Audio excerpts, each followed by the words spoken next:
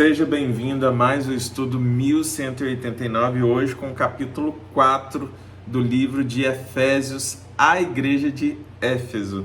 Nós vamos falar sobre os tópicos a unidade do corpo de Cristo e vamos falar também sobre o procedimento dos filhos da luz, que não vai concluir nesse capítulo 4, a gente ainda vai continuar falando sobre esse tópico no capítulo 5. Então, nós vamos falar em parte sobre esse segundo tópico em apenas 32 versículos. Mas antes disso, vamos orar.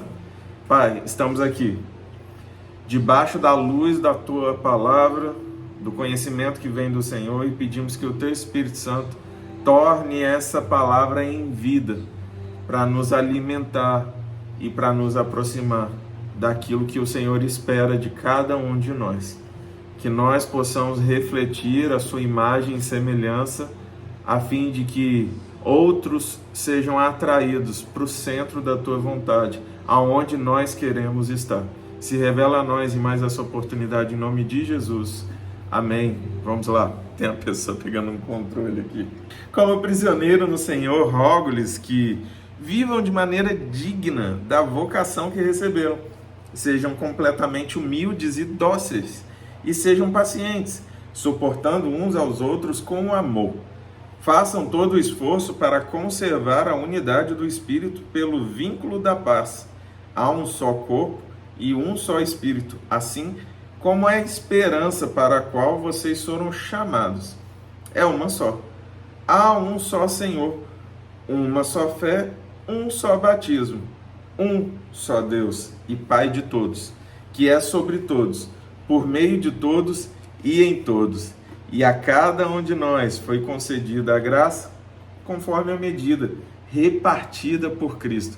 Por isso é que foi dito, quando ele subiu e em triunfo às alturas, levou cativos muitos prisioneiros e deu dons aos homens. O que significa ele subiu? Senão que também havia descido às profundezas da terra. Aquele que desceu é o mesmo que subiu acima de todos os céus, a fim de encher todas as coisas.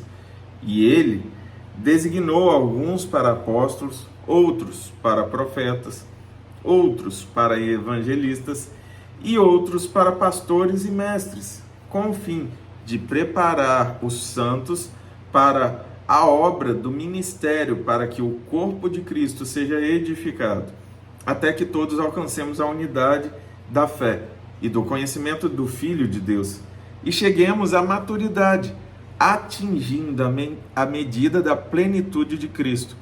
O propósito é que não sejamos mais como crianças, levados de um lado para o outro pelas ondas, nem jogados para cá e para lá por todo o vento de doutrina e pela astúcia e esperteza de homens que induzem ao erro.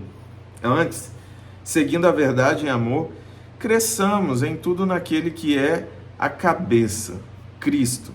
Dele, todo o corpo, ajustado e unido, pelo auxílio de todas as juntas, cresce e edifica-se a si mesmo em amor, na medida em que cada parte realiza a sua função. E aqui, Paulo aplica mais uma vez a analogia de corpo para nos instruir a igreja de Éfeso a respeito de como é importante que cada um de nós cumpra com a responsabilidade de moldar os irmãos e fazer com que aqueles que estão chegando e os que já estão se tornem cada vez maduros na fé e no conhecimento de Jesus, porque vai chegar uma hora que nós vamos atingir a plenitude e nesse momento o Senhor vai realizar algo, talvez a vinda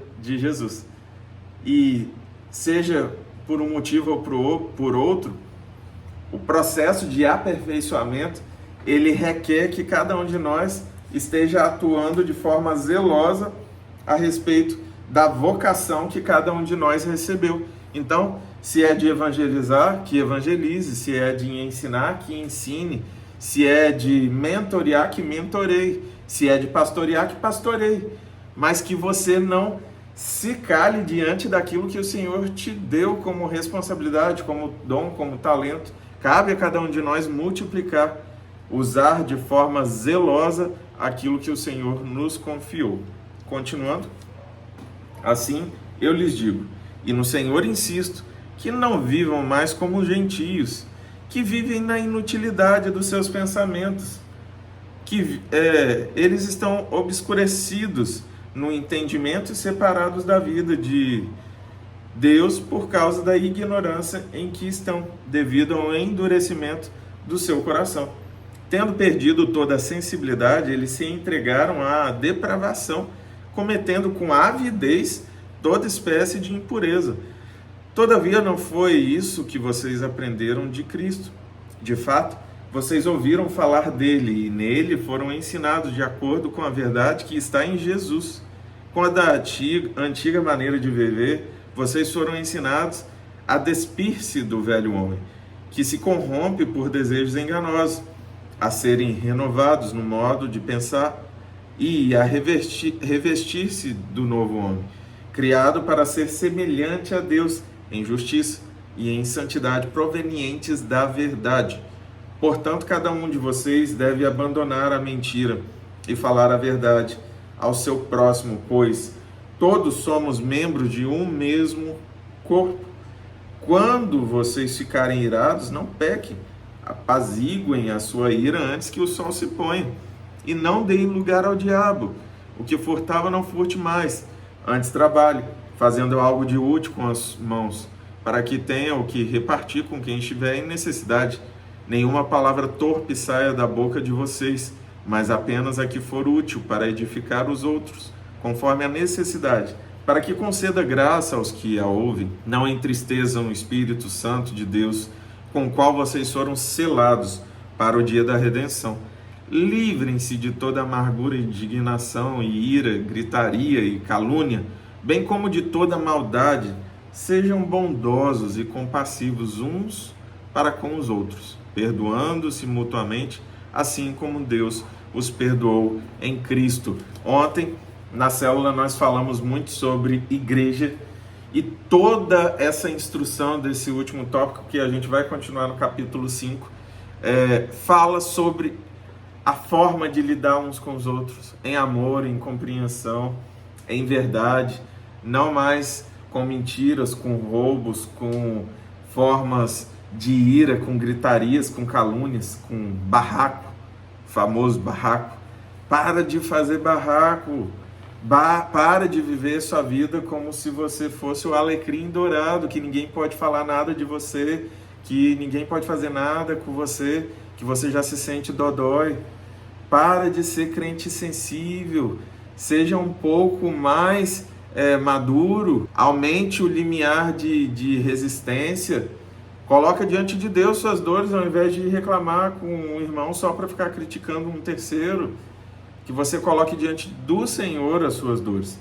Esse é o propósito, nos tornarmos maduros uns para com os outros e buscar em Deus o alívio e o refrigério, caso nos sintamos magoados ou entristecidos pela imaturidade de algum outro irmão. Meu pastor já usou esse exemplo uma vez e eu vou repetir aqui.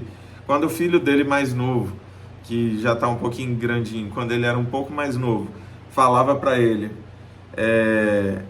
pastor rejeitava, tipo, não vai comer bala antes do almoço ou antes do jantar. O filho dele virava para ele, não te amo mais. Isso não mexia com o coração do meu pastor, porque ele sabia que era um ato de imaturidade. Essa pequena história pode ser aplicada no nosso dia a dia. Quando alguém vier te machucar, olha para ela como uma pessoa que é tão machucada, tão imatura, tão insegura, que ela precisa machucar quem está em volta. Ela precisa ofender, ela precisa gritar. Esse é o nível de necessidade dessa pessoa.